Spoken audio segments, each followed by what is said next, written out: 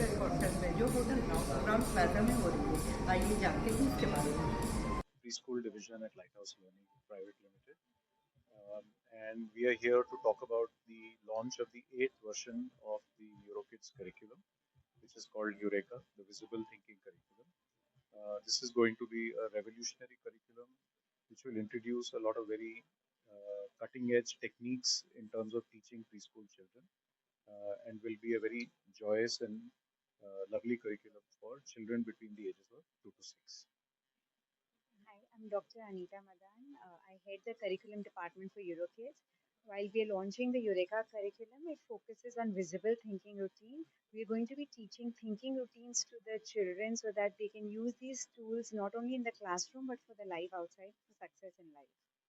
EuroKids plans for expanding its reach and impact. So currently we have in Delhi NCR we have about 40 plus EuroKids preschools. Given the fact that we are focused on contributing more to the education of young children, we plan to expand our network quite rapidly, not just in Delhi NCR, but the whole of North India.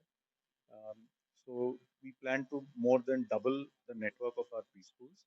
So in North India, currently we have about 220 preschools. We want to take that number closer to about 500 preschools over the course of the next 3 years. How will the new curriculum contribute to EuroKids growth with strategy?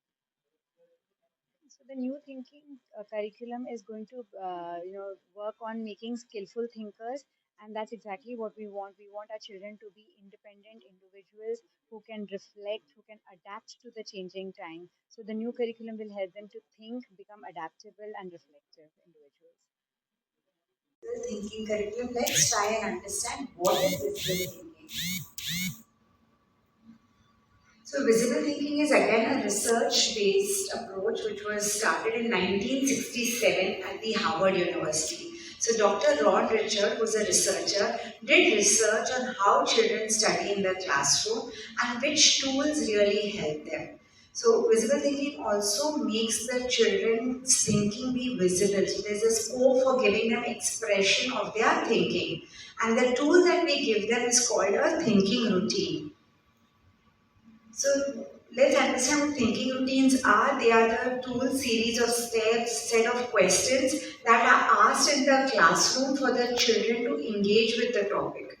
So I'll also play Dr. Ron Richards' video who talks about these tools that are thinking routines on which he researched at the Harvard University. Thinking routines. And so thinking routines are simple structures which teachers use to help scaffold and support their students. And the idea of thinking routines actually came from some early research that I did studying teachers who were really effective. If those teachers didn't teach thinking skills lessons, instead they had routines and structures which they used over and over again. So we really kind of developed that idea of thinking routines over several years. What makes a thinking routine powerful and what we surround it are things that the teachers are probably already doing. So one is the importance of questioning. So we question to help make students think visible.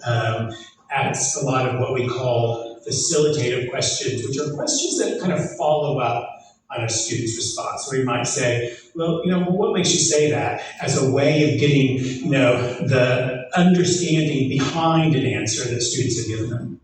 And of course, then the kind of companion side to questioning is listening. Students aren't going to make their thinking visible to us unless we are listening to them.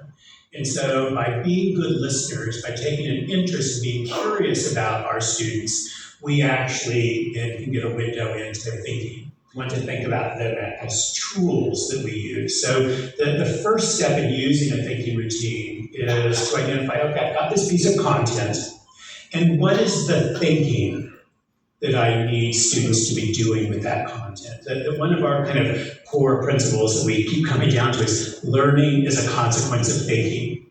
So learning doesn't happen when teachers deliver content, because Students could be listening, they could be distracted, nothing could happen. They're only going to be learning if they do something with that content, if they think with that content. So we don't want to leave that thinking to chance. Significant to kind of get an idea about the idea of routines is it is by using thinking routines, it is the thinking that becomes routine. So by using a routine like seek and wonder, what students get really good at is they get really good at noticing and going beyond the surface and looking deeply. They get really good at wondering and asking questions. And that is kind of the crux of the matter in terms of why we find the thinking routine so powerful, is it is developing students as lifelong learners and thinkers. So if I would just summarize what he said learning happens is a consequences of thinking. So we allow the children to think because we give them time to engage with the content. So when we are doing any activity in the class, we make it a point that each child observes the thing and thinks about it and asks a lot of questions on it. So that makes us skillful thinkers because we want actually thinkers. So engaging with the content makes skillful thinkers. Also, it creates a culture of thinking in the classroom because the teacher then starts valuing what the children say. She gives them an opportunity to talk about what is happening in the classroom. These are the list of 20 thinking routines that we do in the classroom, and we explain each one of them to the children and they can use it in any subject inside the classroom at the same time outside the classroom because these tools are easily transferable. Even an adult can use these tools to develop their thinking skills. There are a couple of reasons why we are doing thinking routine in the classroom is because there is deeper understanding